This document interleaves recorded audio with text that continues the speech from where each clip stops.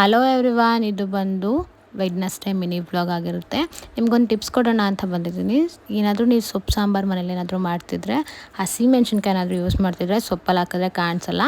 ಅದಕ್ಕೋಸ್ಕರ ಒಂದು ದಾರದಲ್ಲಿ ಕಟ್ಬಿಟ್ಟು ಹಾಕಿದ್ರೆ ಬೇಗನೂ ಸಿಗುತ್ತೆ ಮತ್ತು ನೀಟಾಗಿ ಕೂಡ ಇರುತ್ತೆ. ಯಾವುದು ಚಲ್ಲಪಿಲ್ಲಿ ಕೂಡ ಆಗಲ್ಲ. ನೀವು ಇದನ್ನು ಟ್ರೈ ಮಾಡಿ, ಹೇಗನ್ನಿಸ್ತು ಅಂತ ಕಮೆಂಟ್ ಮಾಡಿ. ಹಾಗೆ ಸಲಾಡ್ಸ್ನ ಮಾಡ್ತಾಯಿದ್ದೆ, ತುಂಬ ಚೆನ್ನಾಗಿ ಕೇಳ್ತಾಯಿದ್ರಿ ಯಾವ ರೀತಿ ಮಾಡೋದು ಅಂತ ರೆಸಿಪೀಸ್ನ. ನಿಮಗೆ ಬೇಕಿದ್ರೆ ನನಗೆ ಕಮೆಂಟ್ ಸೆಕ್ಷನಲ್ಲಿ ಕಮೆಂಟ್ ಮಾಡಿ. ನಾನು ಯೂಟ್ಯೂಬ್ ಲಾಂಗ್ ವೀಡಿಯೋಸಲ್ಲಿ ಅಪ್ಲೋಡ್ ಮಾಡ್ತೀನಿ, ನಾನು ಯಾವುದಾದ್ರು ರೀತಿ ಸಲಾಡ್ಸ್ನ ಮಾಡ್ತೀನಿ ಅಂತ. ಇವತ್ತು ಬಂದು ಮೊಳಕೆ ಕಾಳ್ದು ಸಲಾಡ್ ಮಾಡಿದ್ದೆ. ಬೇಯಿಸ್ಕೊಂಡಿದ್ದೆ. ನಮ್ಮ ಮನೇಲಿ ಈ ಸ್ಟೀಮ್ ಮಾಡೋಕ್ಕೇನೂ ಇರಲಿಲ್ಲ, ಅದಕ್ಕೋಸ್ಕರ ಫುಲ್ ಅಂದರೆ 90% ಬೇಯಿಸ್ಕೊಂಡು ಅದಕ್ಕೆ ಕ್ಯಾರೆಟು, ಈರುಳ್ಳಿ, ಸೌತೆಕಾಯಿ, ಟಮ್ಯಾಟೊ, ಸ್ವಲ್ಪ ಕೊತ್ತಂಬರಿ ಮತ್ತು ಸ್ವಲ್ಪ ಪೆಪ್ಪರ್ನ ಹಾಕೊಂಡು ಮಿಕ್ಸ್ ಮಾಡಿಕೊಂಡು ಇವತ್ತಿನ ಬ್ರೇಕ್ಫಾಸ್ಟ್ ಇದೇ ಆಗಿತ್ತು. ನನಗೆ ತುಂಬಾ ಚೆನ್ನಾಗಿತ್ತು, ಟೇಸ್ಟಿಯಾಗಿ ಕೂಡ ಇತ್ತು.